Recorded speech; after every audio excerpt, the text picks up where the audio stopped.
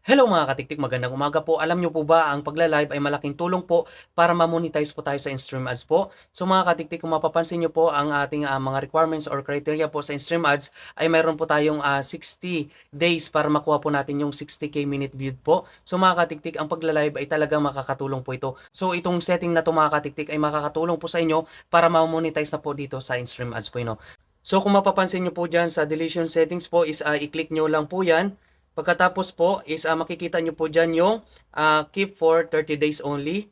Tapos itong keep for 6 months. Tapos never delete po. So ang gawin nyo po dyan mga katiktik is never delete po mga katiktik. So habang may nag-view po niyan mga katiktik or may tumitingin po is talagang nadadagdagan po ang ating minute views po mga katiktik at makakatulong po ito sa requirements po sa in-stream ads po mga katiktik.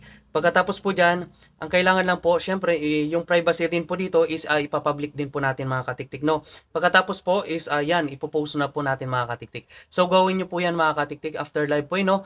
So I hope nakatulong po ito sa inyo at paki-share naman po ito sa ating kapwa content creator para sila din po ay may knowledge po dito mga katiktik no. At kung hindi ka pa po nakapag-follow sa akin, pa-follow na din po sa Katiktik channel po at nagtuturo ako ng tips and tutorial. Thank you and God bless you more.